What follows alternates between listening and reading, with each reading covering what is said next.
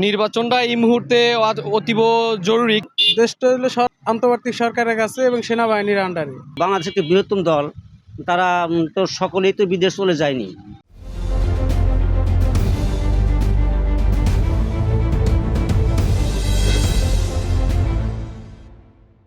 Doctor Mohammad Yunus জাতীয় সংসদ নির্বাচন ফেব্রুয়ারিতে ঘোষণা করেছে। আসলে নির্বাচনটা এই মুহূর্তে অতীব জরুরি, কিন্তু আমাদের আসলে দেখতেছি যে আইন শৃঙ্খলা বাহিনী আসলেই ওই রকম অ্যাক্টিভ না। আইন শৃঙ্খলা বাহিনী যদি অ্যাক্টিভ না হয়, সুষ্ঠু অবাধ নিরপেক্ষ নির্বাচন সম্ভব নয়।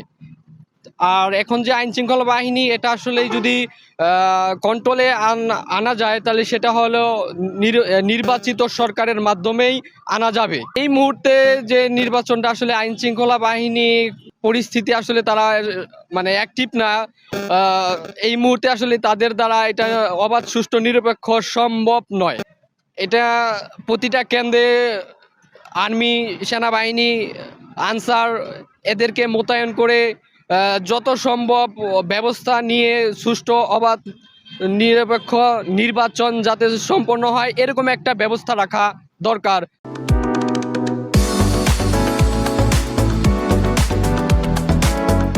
দেশের জনগণ হিসাবে আমার আশা, সামনের যে অন্তর্বর্তী সরকার আছে সুষ্ঠু সুন্দরভাবে সামনে আগামী নির্বাচনটা হবে। এটাই হলো আমাদের গণতান্ত্রিক মানুষ হিসাবে আমাদের হলো সুষ্ঠু নির্বাচন হওয়াটাই চাওয়া পাওয়া। ঝুঁকিপূর্ণ এখন দেশটা হলো আন্তর্জাতিক সরকারের কাছে এবং সেনাবাহিনীর আন্ডারে। আমি সাধারণ নাগরিক হিসাবে আমার প্রত্যাশা যাতে সুষ্ঠু এবং সুন্দর নিরপেক্ষ একটি নির্বাচন হয়। সরকার এবং রাজনৈতিক দলগুলো যদি তারা একমত হয়ে বা এই নির্বাচনে অংশগ্রহণ করে, বিশেষ করে ফ্যাসিবাদ বিরোধী যারা আছে তারা একমত হয়ে এবং সরকার যদি কালে শক্তিশালী ভূমিকা পালন করে, নির্বাচন কমিশনের যদি শক্তিশালী ভূমিকা পালন করে, তাহলে নির্বাচন সুষ্ঠু হওয়া সম্ভব।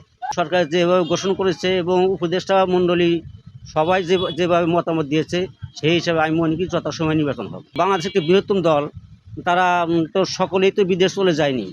সামনের এই নির্বাচনটা আশা করি আমরা যথাযথভাবে নির্বাচনটা হবে, এই আমার ধারণা। যেহেতু সারা পাবলিক নির্বাচন চাচ্ছে, এই জন্যই নির্বাচনটা যথাযথভাবে নির্বাচনটা দেওয়া উচিত।